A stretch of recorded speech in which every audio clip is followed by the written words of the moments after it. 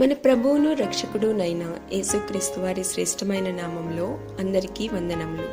రోజుకు ఒక మిషనరీ జీవిత చరిత్రలో ఈరోజు మనం చూడబోచున్న మిషనరీ ఈవెలిన్ బ్రాండ్.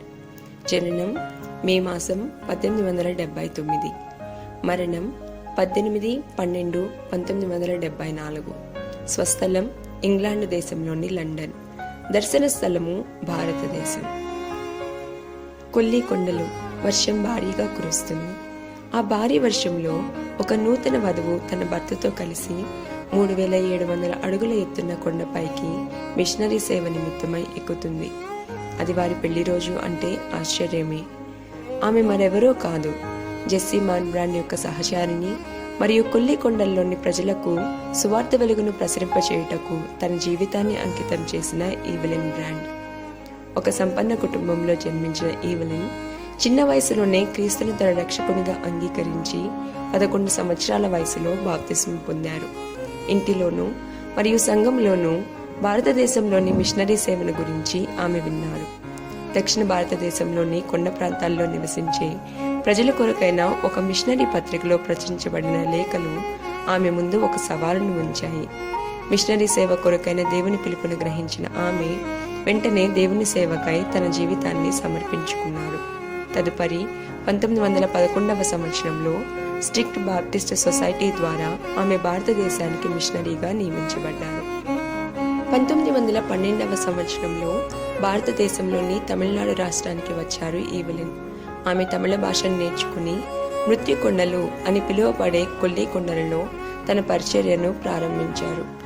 ఆ నేపథ్యంలో కొల్లికొండ ప్రజలను గురించి అటువంటి భారాన్ని కలిగి ఉన్న జెస్సీని ఆమె కలుసుకొనగా 1913వ సంవత్సరంలో వారిరువురు వివాహంలో జతపరచబడ్డారు.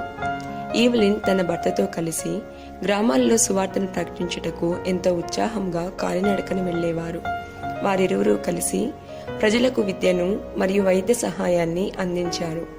ఆ కొండ ప్రాంతాల్లోని గ్రామాలలో వారు పాఠశాలలను, క్రైస్తవ సంఘములను మరియు అనాథాశ్రయములను స్థాపించారు. 1929వ సంవత్సరంలో ఈవెలిన్ మలేరియా వలన తన భర్తను కోల్పోయారు. అయితే భర్త వియోగం తర్వాత కూడా తన పరిచర్యను కొనసాగించిన ఆమె వదిలివేయబడిన అనేక మంది పిల్లలకు తల్లి అయ్యారు. ఒక ప్రక్క వృద్ధాప్యం, మరొక ప్రక్క బలహీనమైన ఆరోగ్యం ఆమెకు అంతరాయాలుగా ఉన్నప్పటికీ ఆమె ఒక చిన్న కొండ గుర్రంపై ప్రయాణిస్తూ పలు గ్రామాలను దర్శించేవారు.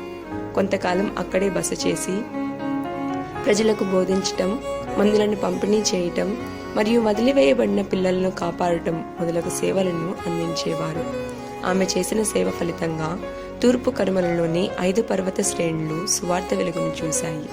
తుంటి భాగం విరిగినందువలన ఆసుపత్రిలో చేరిన సమయంలో కూడా ఇతర రోగులతో సువార్తను పంచుకోవాలని చక్రాల కుర్చీలో ఒక గది తరువాత మరొక గదిని దర్శిస్తూ వెళ్లేవారు ఈవెలిన్.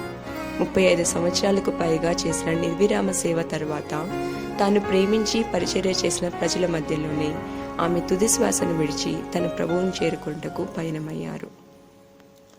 ప్రియమైన వారలారా, ఇతరులతో సువార్తను పంచుకొనవలనన్న తృష్ణను మీరు కలిగి ఉన్నారా? ప్రభువా, ఈవెలిన్ వలె సంతోషంతో మీ పని చేయుటకు నాకు బలమును మరియు మీ కృపను దయచేయుము. ఆమేన్.